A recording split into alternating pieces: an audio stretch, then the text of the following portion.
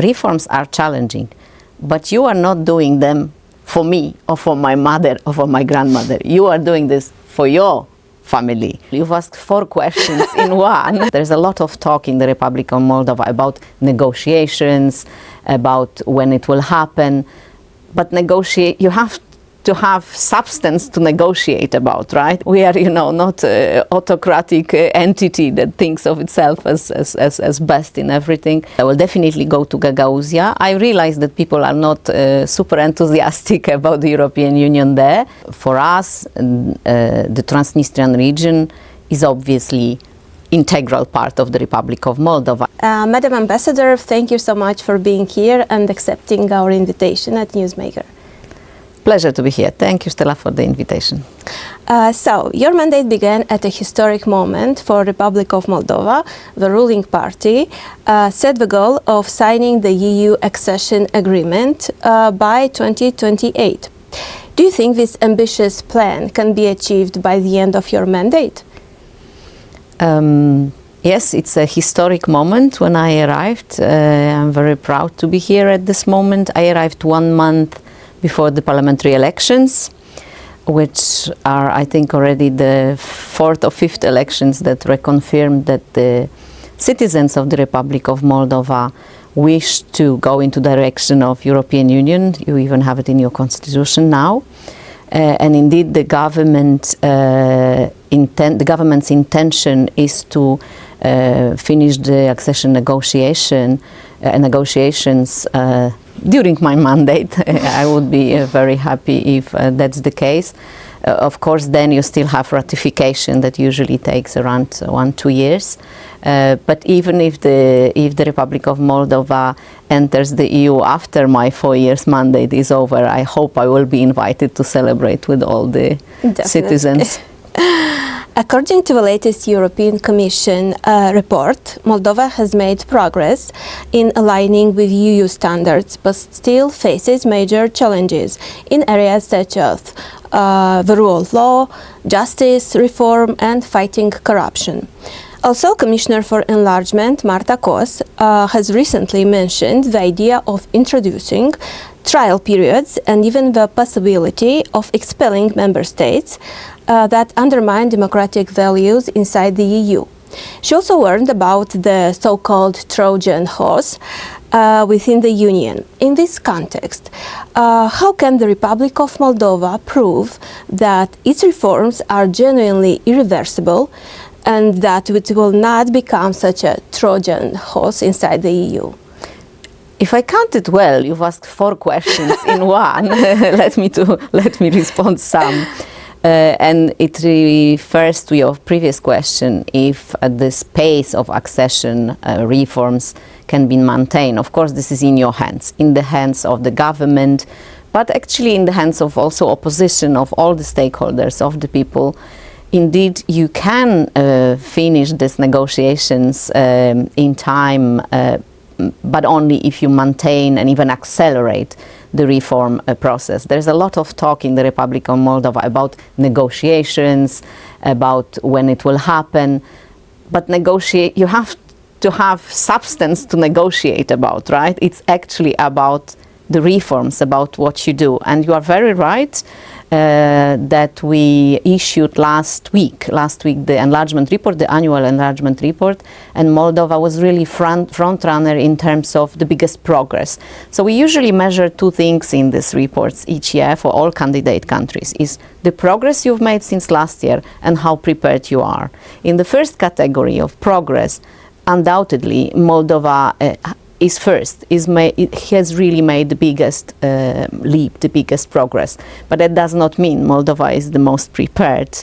There's countries that have been longer in the process and have made bigger progress over longer time.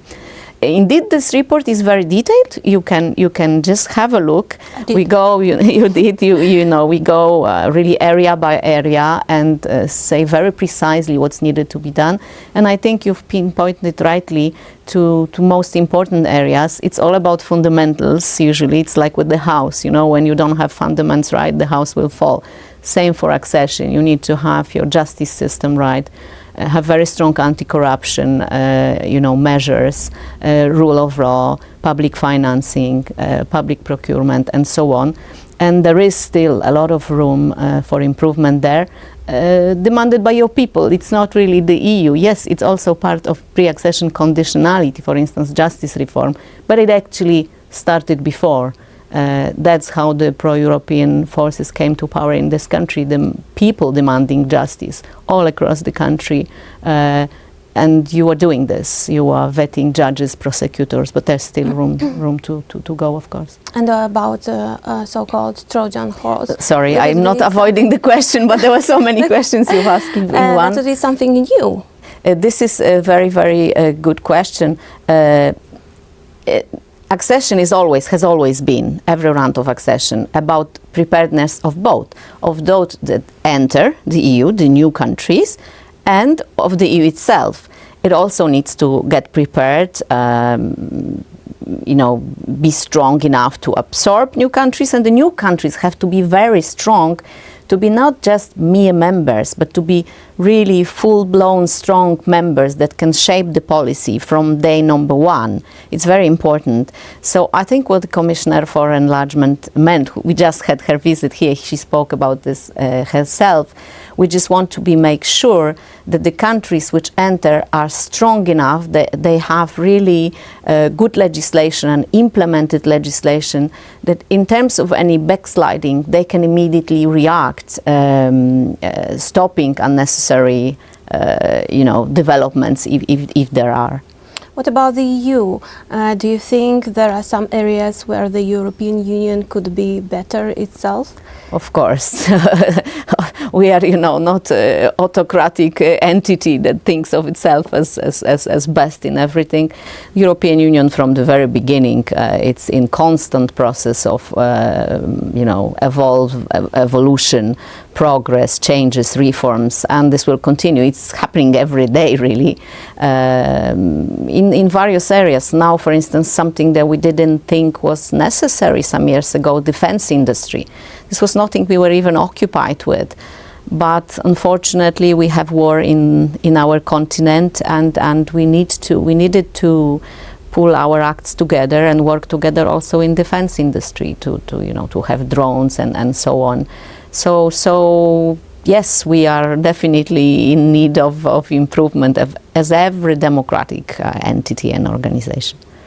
During her visit to Chisinau last week, European Parliament President Roberta Metsola commented on the 1.9 billion growth plan for Moldova and noted that EU support is provided in tranches and sometimes requires deeper reform to unlock the next payment. The first tranche was transferred in June, that was about 5 months ago. Could you tell us when the next tranche might be released and what its estimated amount will be? So this is a very important issue, the growth plan. It's really unprecedented level of financial support. If you look into the numbers, it's 1.9 billion euro. It's really an enormous money and really helping hand, but it has to be taken well indeed. And I think what President Metsola said is very true.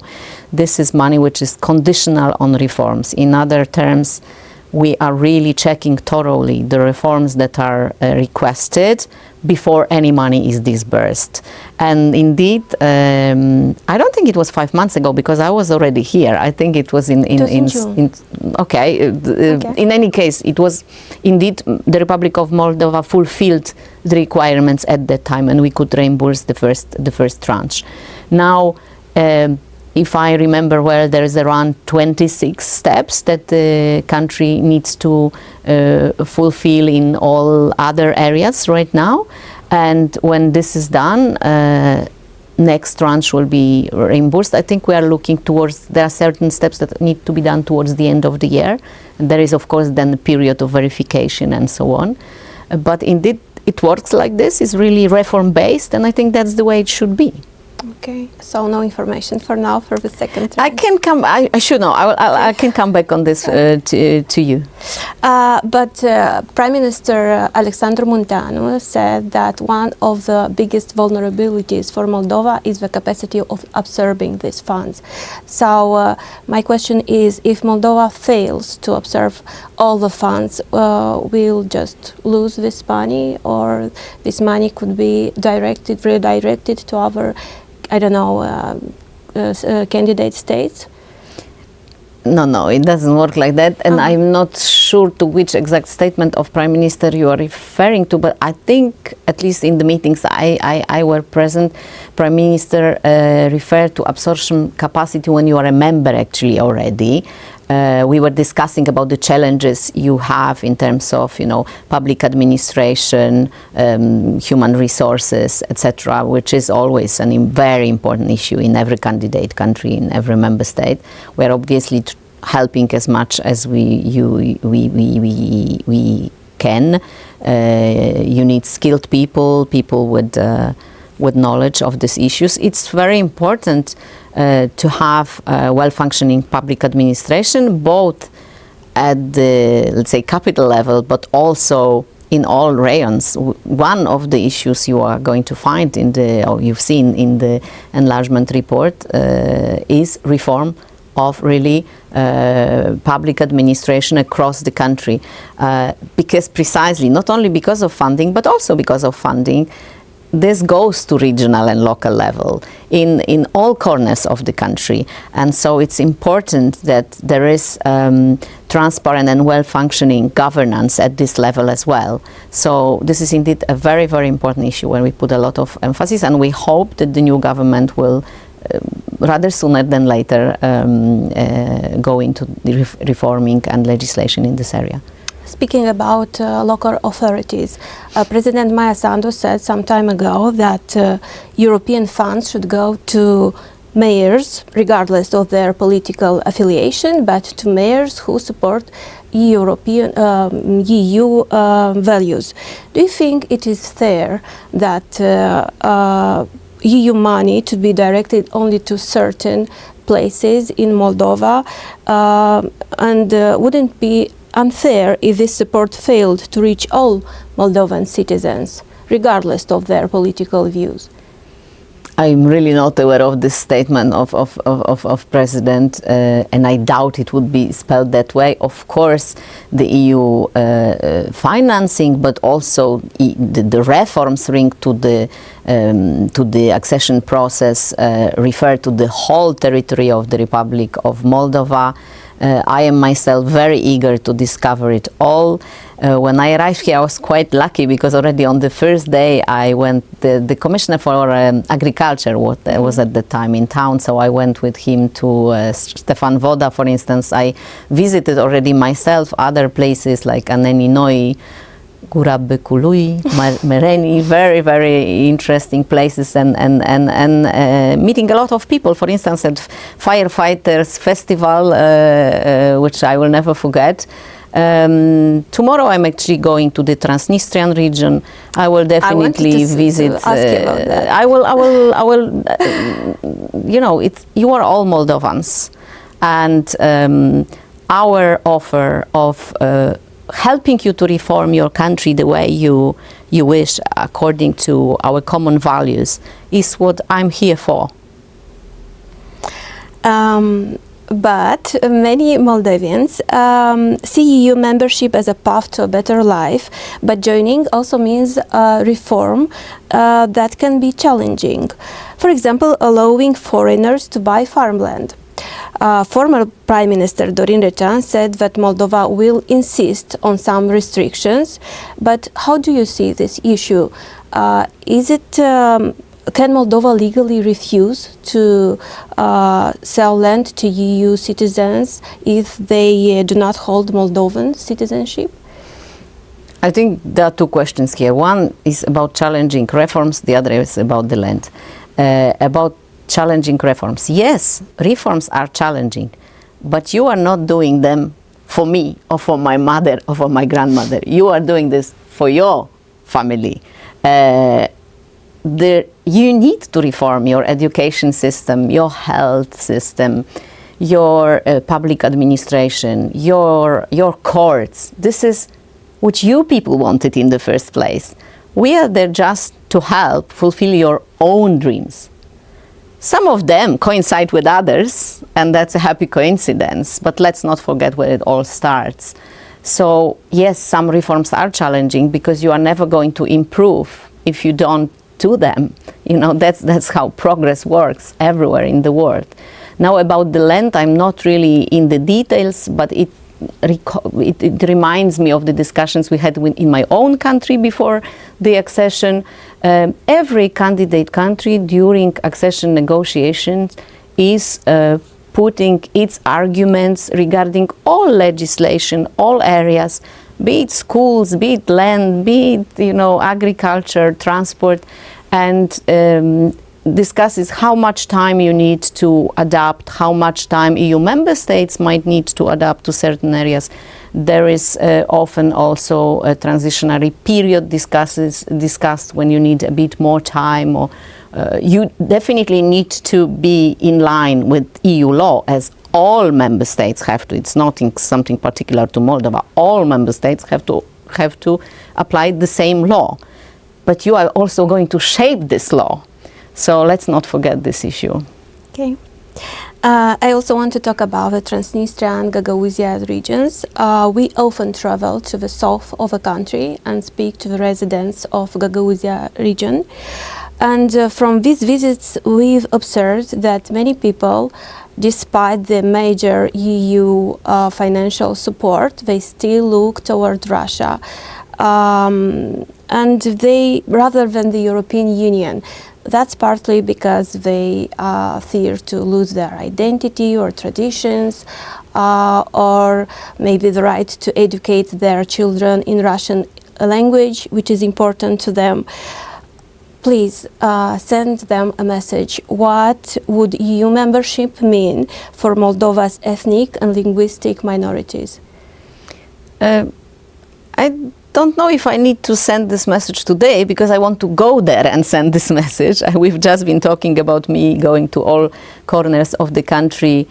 I'm going to Transnistria to the Transnistrian region tomorrow, as I told you, and I will go to other places. I will definitely go to Gagauzia. I realize that people are not super enthusiastic about the European Union there. And I want to understand why, because as you've said yourself rightly, we have a lot of projects there, and people seem to be happy about them. So I want to understand this dissonance. There must be some sort of miscommunication. I have received very encouraging and interesting letters for conversation with certain mayors in Gagauzia, and we'll certainly take this invitation up. About minorities, you've asked. European Union is all about diversity, and diversity is a bit, maybe, you know, kind of high-level word, but it's actually very, you know, common thing. We all are becoming better people, better, you know, professionals, better mothers, when we learn from different people. If we are all the same, we don't go anywhere. So we actually cultivate diversity in the European Union, including minorities. I give you a story from my primary school. We have a minority, it's not really ethnic minority called Kashubian in Poland, close to Gdańsk, where I come from. I think even Prime Minister Tusk is Kashubian, if I'm not wrong. We could learn this language and these traditions at school, and as it was close to my place, even if I was not part of that community, I actually did, and I enjoyed it. So I think we even offer possibilities for others to get to know other cultures, minorities.